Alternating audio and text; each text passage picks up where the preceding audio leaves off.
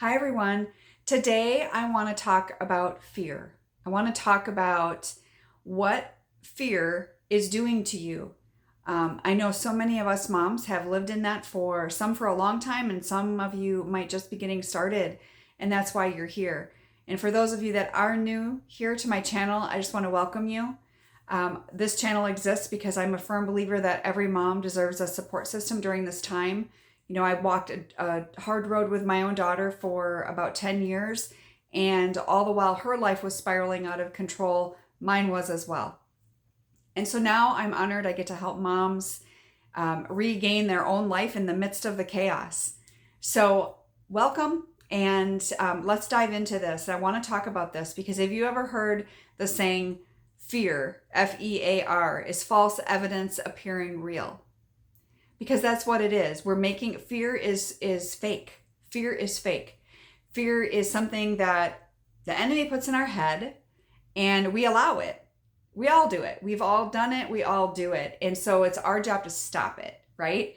Because, some people get so consumed with fear that they can't move. They can't move forward in life. And so I want to talk about 5 things that are happening to you if you're allowing fear to take over. The first one is anxiety.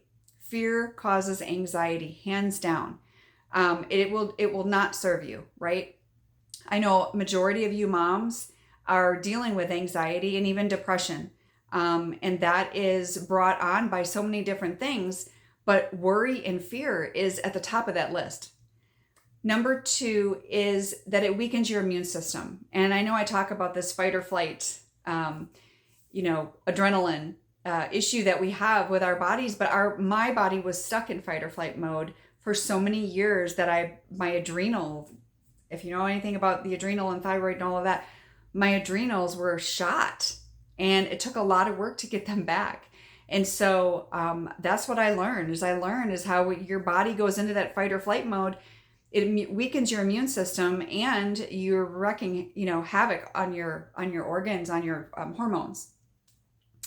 Number 3 is, when you are living in fear for an extended period of time, that's where that depression comes in. Like I said, depression can be situational, which is mostly what I had. Some people have it for longer periods of time.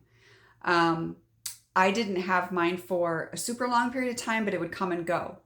And I always knew when I was under more stress or I was worrying and fearful more than I was maybe, a few weeks prior to that, I would go right into that depression mode. Or if I was drinking more alcohol, those types of things really put me down into my depression.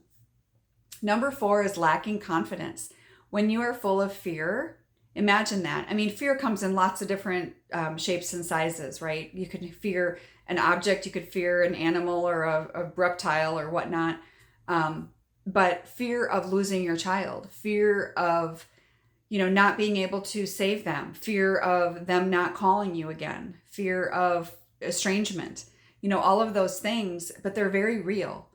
But the lack of confidence that comes along with that, because you're kind of just you're stuffing yourself down. You're not allowing yourself to grow and bloom in the midst of it. You're just stuffing yourself down. And so your confidence goes down with it. And lastly is missing out. The fear of missing out, right? Well, you're missing out by not allowing yourself to move forward in the middle of this. Because I promise you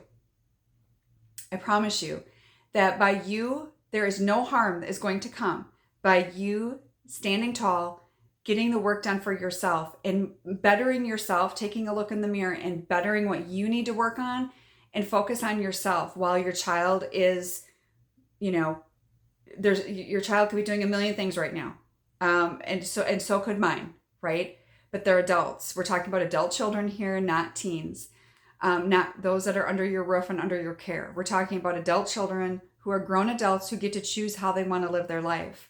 And giving up that perceived control is also going to help you not have as much fear and worry, because you're going to realize that your worry doesn't do anything for you. But this fear, all these 5 things I was mentioning, these things are going to affect your daily life and the life of your family. And maybe you have other children and you're missing out on participating in their things because you have anxiety, you have depression, you're stuck in this fight or flight, you're sick all the time because your immune system is down, your confidence is down, all of these things that we just talked about.